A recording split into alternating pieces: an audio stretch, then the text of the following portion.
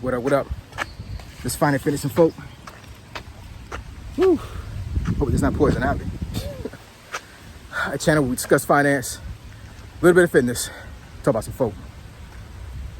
So in today's episode, I'm going to discuss who raised y'all men. So, admin notes. Thanks again to all the subscribe to the channel. I endeavor to keep pushing the video out. Give it leverage. You better yourselves. So it's 1:30 in the afternoon right now, and it's pretty warm out here. I tried to get out here a little bit earlier, but I couldn't get out here because of work, so I had to take a late lunch to try to work out. And then of course I'm gonna get on the channel here and discuss a topic. So let's get into it, to the topic, right? So who raised y'all men? The short answer is Generation X. Now, the reason why I say that is because I want to say Generation X was born between 64 and 80, right?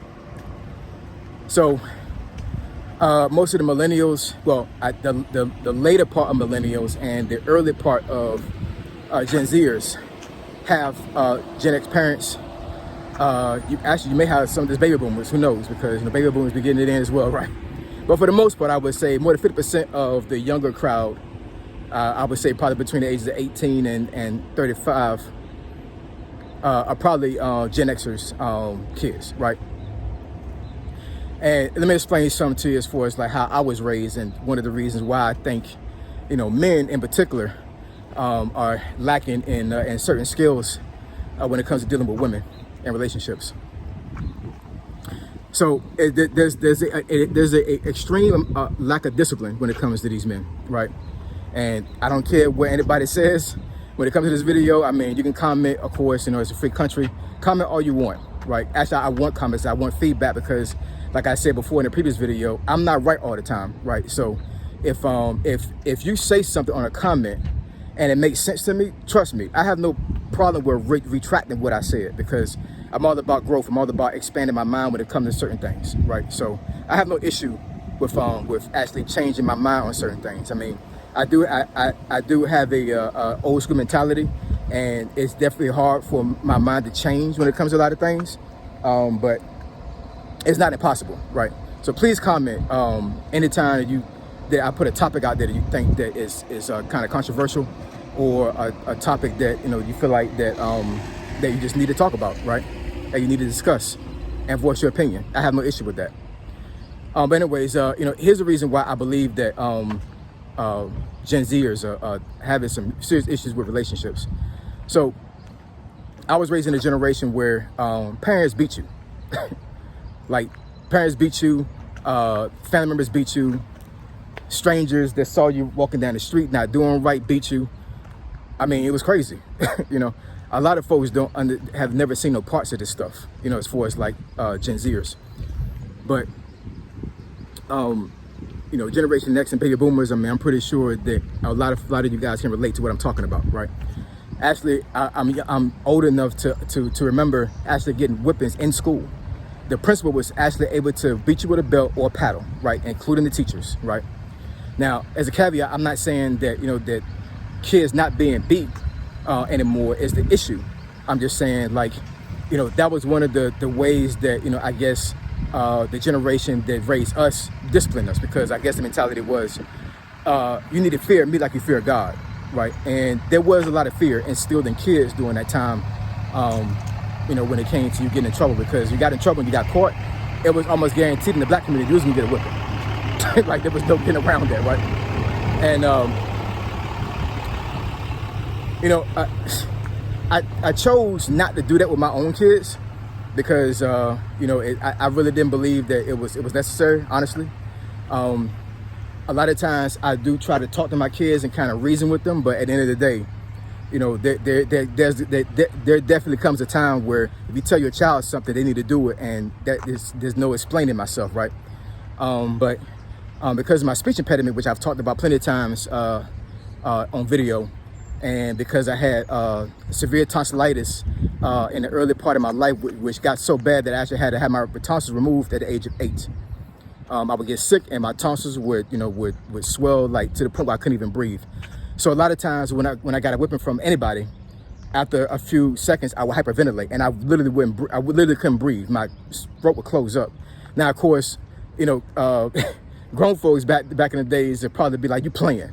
You know what I'm saying? Like, stop playing. But I was dead serious. Like, I literally couldn't breathe. And once my mom realized that, she really slacked up on the whippings, but my grandmother didn't. She didn't.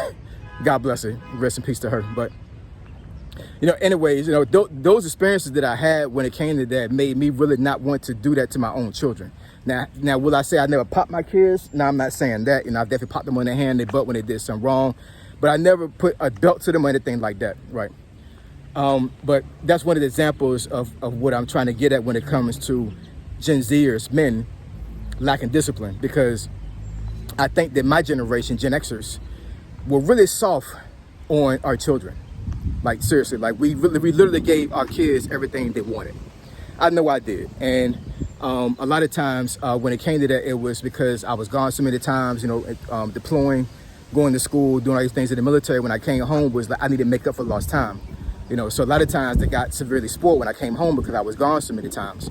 But even if I was in the military, I think that my generation as a whole really was in this mind space of like, I really need to give my kids what they want, because when we was getting raised, it was a lot of discipline. We didn't get everything we wanted. You know what I'm saying? The economy wasn't all that great back then, so like, I would ask for things, and my mom, my grandma would try to get it, but a lot of times I lacked certain things. I didn't lack essentials, but things that I wanted, it took a long time for me to get those things, right? So I think that's one aspect of it. I think that we really spoil our men when it came to us raising them. We didn't hold our kids accountable when it came to a lot of things, because I've seen a lot of situations with Gen Zers where like they will shirk responsibilities so quickly. Like, something goes wrong or something goes awry, and they'll be the first ones to be like, "Hey, this is not my fault. This is what happened, and this is their fault," or "It wasn't my fault. This is the situation that made it happen that way." No accountability whatsoever. And that's one of the things that really defines men, is responsibility and taking accountability for your own actions. And because I see a lot of Gen Zers not doing these things, it really puts a bad mark on Gen Zers as far as men, as far as these men really being able to take care of their woman. And there's been a couple of videos that I made where a lot of these guys they don't believe in taking care of their women totally. They believe in either being taken care of by their woman, or splitting things 50-50. To be quite honest, I'm not exactly sure like if my generation is the fault of that, or is that social media, because I know for myself, my kids, my 2 boys, they know for a fact about that situation when it comes to going 50-50. They wasn't raised like that at all. You know what I'm saying? I've shown them through proof of a concept, the way I react to my wife, their mom, right? So, they're very respectful, they're chivalrous, they open the door for their mom, they clean for her, they do all these things, whatever. You know what I'm saying? It's not necessarily they cater to their mom, but they know how to treat a woman, and they know that there's certain things that my mom expects of them when it comes to house chores and other things that they really respect, right? And I instilled those things in them. So they definitely know what I mean when it comes to how to treat women. But some of the guys that I know that are a little bit older than my oldest boy, which is 19, kids, not kids, but grown folks that are like between 25 and 30, or even a little bit older than that, you know what I'm saying? They really have a concept of like, I'm equal to a woman, or a woman's equal to me. And I'm sitting here like, yo,